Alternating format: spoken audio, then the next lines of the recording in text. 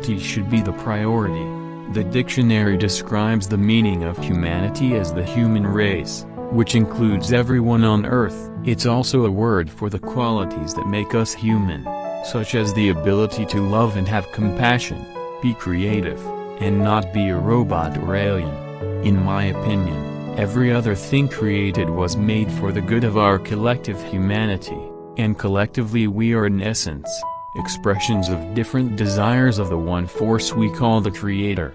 For this very reason, we human beings must place the good of all other human beings above the self-ego, without limitations.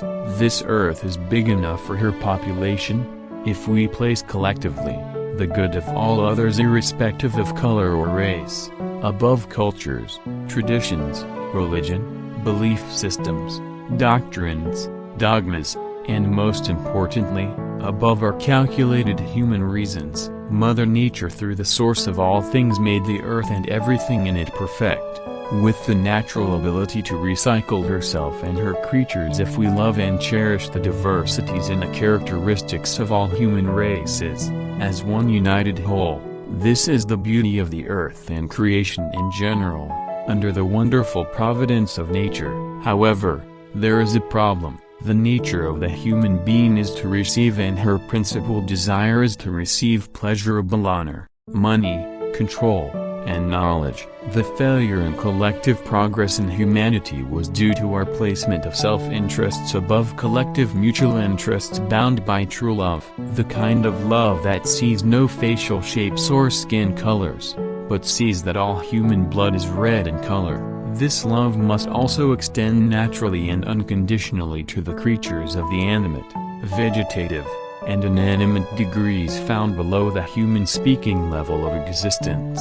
The peaceful and joyful progress of humanity and the earth depends on the progress and protection of all the other degrees and levels of existence below the human level. It is like a chain, linking everything created on earth and the worlds beyond. An example of this consciousness can be found in the environment, as we humans contaminate inanimate creatures like seas, rivers, the land, and her soil with plastics, chemicals, and others that come from our industries and most other activities to amass wealth for competitive self-interests. We are equally contaminating and exterminating marine lives, our vegetation, and eventually through them we get contaminated too as human beings. This is because we eat them and also make use of the oxygenic byproduct of the vegetative level to survive. It does not matter whether you are vegetarian or otherwise, because the vegetative level is also affected by the contamination of the soil environment. The point here is that we failed as human beings when we misunderstood the importance of the greatest of all commandments, love thy neighbors as thyself.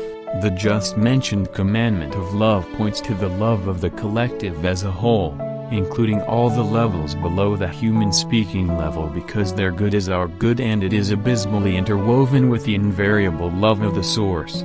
Having proven the interconnectivity of humanity with the rest of creation, let us now look at some of the consequences of disobedience to the said love commandment of nature.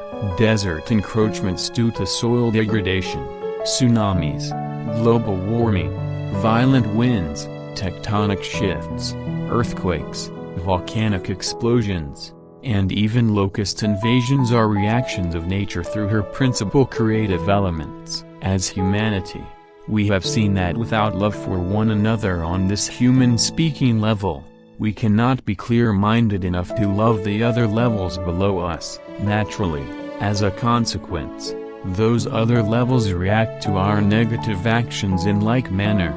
The COVID-19 pandemic, no matter the source, was hijacked by Mother Nature to lead us through a mass correction period, above 40 days and nights depending on your location on the earth. Human beings for the first time in the recent history of human development paused by the force of nature through this virus.